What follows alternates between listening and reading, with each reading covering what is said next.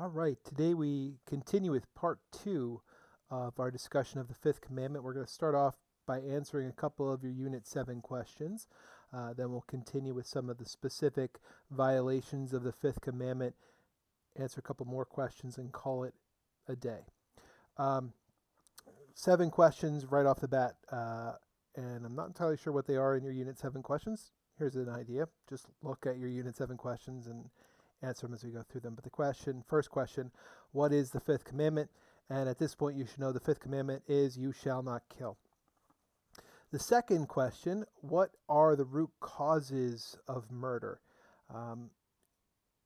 As I discussed very briefly yesterday, the root causes of murder result from original sin. Very specifically, it arises out of anger and envy. We can look to the story of Cain and Abel as a prime example. Question number 3 for this first kind of group of questions. What are the various purposes of punishment? And I did go into those in detail. And I gave you 3 P's. I'll kind of phrase them slightly differently right now. Purposes of punishment are to set right the disorder caused by criminal offenses, to preserve public order and safety, and to correct the offender, right? Penitence, punishment, protection. Okay, not in that order, but those are the 3 P's that I gave you in the last video. Question number 4, should capital punishment be enforced today? Why or why not? Again, kind of a tricky question. If we are in a first world country, which we are, the answer is almost universally no. There are some exceptions, but in almost all cases, capital punishment is unnecessary since there are sufficient means to keep society safe from dangerous criminals. It's very difficult for us to morally justify capital punishment. Okay. Question number 5, list the conditions necessary for a just war to take place. And I gave those to you yesterday. The 5 conditions, again, you have to use the ones that I'm giving you in the video. In this case, not really blocking you to do this, but I just want to kind of make sure that we're all on the same page. I did give you 5, and they are as follows. First and foremost, self-defense. Second, last resort. Third, probability of success. Fourth, proportionality. And fifth, non-combatants. That is, we cannot target non-combatants. Question number 6 in this first batch, can a Catholic be a soldier in good conscience? Can a Catholic be a pacifist? And I didn't address this in the video yesterday, but very simply put, both of those are viable moral options for a Catholic. The Catholic Church respects the situations and viewpoints of both the committed soldier and the pacifist, as long as they're approaching them with a moral background and a moral reason for being someone who is defending their country or choosing to not wage war. Both of them are morally acceptable answers. Okay. And finally, this last one, number 7, why can we never justify acts of terrorism, the use of nuclear weapons, and the use of chemical or biological weapons? And that goes to point number 5 of the 5 reasons for just war. Terrorism, chemical weapons, nuclear weapons, all wage war on the non-combatant, innocent people, and therefore are morally unacceptable. So, getting into those things that are violations of the fifth commandment, there's a lot. Your textbook talks a lot about abortion. I will very briefly talk about it. We'll talk a little bit more in class tomorrow if you guys want to. But I think the other ones are important to know and understand as well. Abortion is the killing of an unborn human life. As Catholics, we believe and have been taught that birth is not the beginning of life, right? Life begins at conception. That is when the egg and the sperm unite and a new life is generated. An embryo begins its life, right? So what we would call preborn. At birth, they are no longer unborn or preborn. They are now a baby, right? although they are unborn babies inside. It's just different time in development of the baby. And people will often try and use different terminology to kind of assuage their minds and to coach it in language that makes it morally, to them, doesn't actually change the morality of it. It's always going to be an evil action, but to their own minds makes it seem more palatable to do. They use terms like clump of cells. They use the terms like zygote, or, I mean, these are technically correct in terms of they are, but they're not all encompassing as to what it is. When conception happens, that clump of cells can never be anything other than, as it continues its life cycle, a human person. It's not like a person, when a man and a woman have sex and generate life, that life that's generated is going to be anything other than a human baby. It's not like a rock is going to come out, or a tiger, or anything other than a human person. So when we talk about abortion, we are talking about the ending of human life, just the ending of human life before it is birthed into this world, right? It's still human life. And that's the morally unacceptable part of it, because as a human person, well, we all have inalienable rights. And babies, unborn babies, and born babies all have rights as well, okay? So that's abortion. Some other things that your textbook talks about as far as violations of the fifth commandment, or the do not kill prohibition. We have to understand, again, and I explained this to you guys in class on Monday, when we talk about thou shalt not kill, bare minimum, really it's asking us to do the positive kind of understanding of this, which is showing love and respect for life. To show love and respect for life is to, well, show love and respect for life. So a violation of the fifth commandment is actually giving others a bad example in what you do. And particularly when it leads other people to doing stuff that's bad, it can be mortal.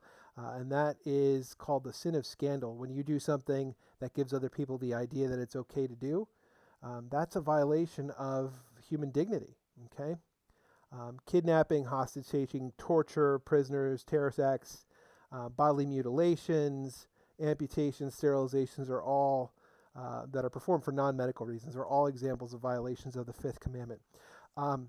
We put them under two general categories when it comes to violations of the fifth commandment. There are violations that are against the respect of yourself, or your own, what we would call personal integrity, and those that violate respect for others. So scandal is kind of a both and. You show lack of respect for your own life by doing something that's bad, but it also shows a lack of respect for other people because they see your example and do it. So scandal is often a kind of byproduct of other bad actions that we take that other people see and think are now okay. Some other examples of violations of personal integrity: suicide, right? The deliberate killing of yourself. Cult of the body, which is kind of a widespread thing. I mentioned some of them. Cult of the body is when we lose sight of who we are as human beings. We are a body, soul unity, both of those. Cult of the body focuses in on the corpus, the body. If somebody is so kind of obsessed with their body, excessive bodybuilding, excessive tattoos, excessive piercings, etc. P.S. I'm not saying that tattoos or piercings are sinful necessarily, but when that stuff becomes who you are, when that becomes your identity, when that becomes your kind of goal that you're seeking, that's where it's problematic, because we are called to nourish body and soul, and we have to do both of those things. And when we become so obsessed with one part, right, that physical part of ourselves, we're losing sight of what it is to be human, and it's sinful and a violation of our own human dignity. So again, another example of a sin against self. Gluttony, overeating, where eating becomes an end. Now, when we talk about eating, what's the end? What's the purpose of it? It's to fuel your body so that you can continue to live. Gluttony is eating for eating's sake, eating as an end in of itself, eating for pleasure, etc. Now, it's not to say that you can't get pleasure from eating, But if the purpose of eating is for pleasure itself, that's where it becomes sinful, right? The purpose of eating is to fuel yourself and to get the energy you need to do your job and to serve and love others, okay? The fourth one, when it comes to personal integrity violations of the fifth commandment about violating yourself, substance abuse, right? The use of illicit drugs are always going to be sinful. Using alcohol to get intoxicated with that intention, basically to get drunk, is sinful. Now, I'm not saying, again, that in the proper circumstances, in the proper context, which none of you have met, right? At least in this country, proper context, you need to be 21. It's not necessarily sinful to have alcohol, but if the point and purpose of you having that alcohol is to intoxicate yourself, lose control of your ability to reason, lose control of your free will, those two gifts that make you a human being, then it's sinful, okay? So those are violations of self. Now, when it comes to violations of the fifth commandment, when it comes to others, we're talking about things like murder, right? The deliberate killing of another person, violence, even wishing harm and actually inflicting physical harm on another short of murder is a violation of the fifth commandment. Anger, right? Christ cautions us against having anger in our heart, wishing ill upon another person. Hatred, right? Where you want evil to befall another person. Sorry, I'm looking at my notes over here. Abusive language, right? When I say abusive language, you are verbally being violent, right? Verbal violence. I think when we think violence, we think exclusively physical violence, but mental, physical, spiritual, verbal are all different types of violence that you can inflict on others. And anyone who's been called bad names before or had racial epithets thrown at them, etc., knows that those things are violent as well. Resentment, right? And this is something I think that we lose sight of. Resentment is holding on to bad feelings toward another person for a potentially good reason, right? That too is sinful. For a slight, for a wound inflicted by another person, whether it's perceived or real, to hold on to that anger, that hurt, and use it to fuel you to do other bad things, that's sinful, right? That's resentment. Racism is a violation of the fifth commandment. Now, I talked about it being a violation of the fourth commandment, and it is, but it's also a violation of the fifth commandment. And we'll see that with some of these. There's some crossover in terms of violations, and it speaks to the unity of all 10 commandments. When we violate one of them, we violate all 10 of them because they are one law, right? They are one law, one revelation of who God is to us. Failure to treat an enemy or oppressor with love, right? We're called to love everyone, even those people that are difficult to love. I would venture a guess to say that this is one of the ones that most of us fall into pretty frequently. And it's calling for us to, again, always root ourselves in the love that God offers us and to share that love with everyone, including the people that it's most difficult to share it with. Revenge or vindictiveness. It's where you inflict harm on someone for harm that they've inflicted on you. So it's a counterpoint. It's kind of the carry-on of resentment. It goes beyond just harboring ill will and then putting it into action. Okay. Two other ones that you should know about: assisted suicide and euthanasia. We talked about euthanasia when we talked about the fourth commandment. Euthanasia is not quite the same thing as assisted suicide.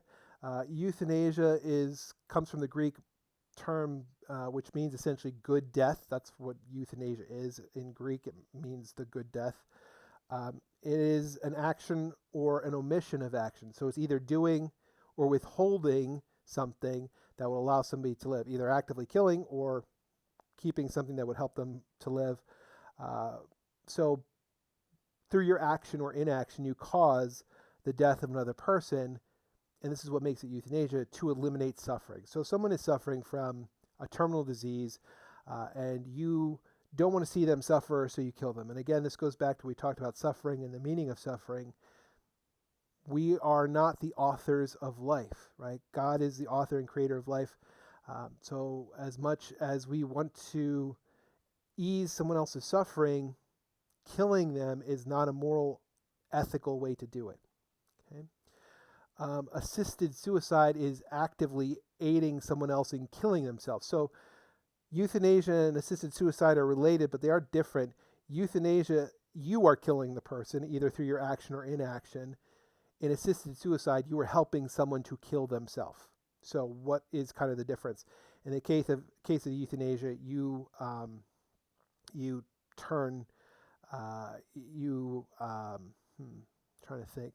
Euthanasia, like you put a pillow over someone's head so that they suffocate and die, right? So that they don't live painfully for another, however long. In the case of assisted suicide, like you give somebody some pills that are going to kill them through their ingestion of them, right? So those are two examples of violations of the fifth commandment.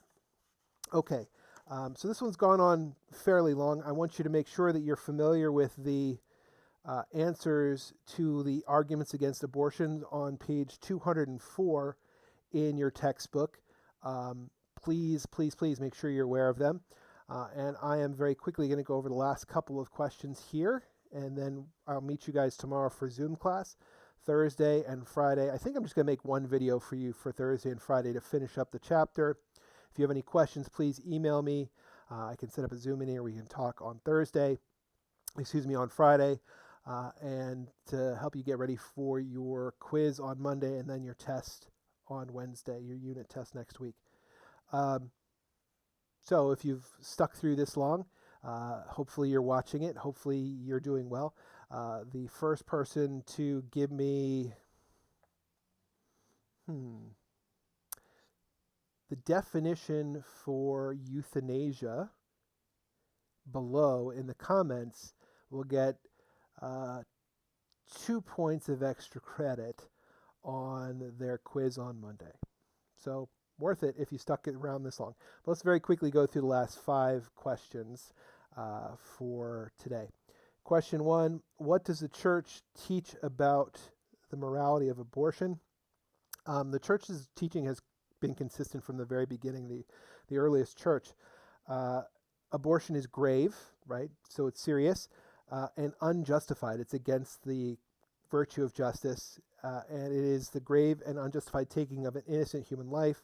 It is a serious violation of the fifth commandment, and that has been true from the very earliest church. And when I say very earliest church, I mean from like 35-ish AD, from the time of the apostles. Second one, briefly discuss 5 pro-life responses to typical arguments offered by those who support abortion. Again, I direct you to page 204 in your textbook. Just pick 5 of them. Be familiar with all of them because you're going to need to know them for your quiz and test. Third question, what are the corporal works of mercy? So when we look at the fifth commandment, you shall not kill, the corporal works of mercy are kind of the antidote or answer to it, what we should be doing to really live the fullness of this. They are feeding the hungry, giving drink to the thirsty, clothing the naked, visiting the imprisoned, sheltering the homeless, visiting the sick, and burying the dead. Okay, so corporal works of mercy. Question number 4, define euthanasia. Is it ever justified? He said, hinting that maybe you should do it below, but also in your Unit 7 questions. It is any action or omission that of itself and by intention causes death with the purpose of eliminating all suffering. Direct euthanasia is never justifiable. However, one may withhold or refuse the extraordinary means for prolonging life. So ordinary means making sure that the person has the food they need, the medicine they need, as long as they don't have to go to extremes to get it, and access food, water, clothing, etc., those things that are necessary for sustaining life. Anything that goes beyond the necessities for life is considered extraordinary means, and you are not morally obligated to provide them if the person does not ask for them and desire them. Okay. And the fifth and final question, why does the church condemn suicide? Well, first and foremost, because it's a sin against the fifth commandment, because it is self-murder. But the reality is most people who commit suicide are suffering from some type of emotional or psychological illness. Suicide is wrong because it rejects the reality that God is the Lord of life, that He's the author of life. And of course, when we look at suicide, and it's always kind of this reality here that is difficult to reconcile, but suicide doesn't solve any problems. And in fact, it results in agonizing wounds for family, friends, and communities for the people who are left behind after the person takes their own life.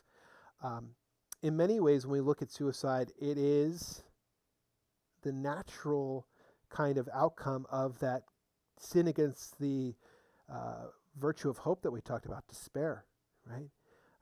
Now, the good news when it comes to this particular thing is that we don't know the intention of the hearts. We don't know if the person has the full use of their will when they do it. So we can always hope that they go to heaven. But again, we should never, ever kind of take away from the reality that suicide is always going to be a violation of the fifth commandment. Okay? I wish I could leave you on a better note than that, but those are your answers to your questions. And I will see you guys tomorrow in class. Love you guys. See you tomorrow. And don't forget, heads below, smash a like, click subscribe. Bye.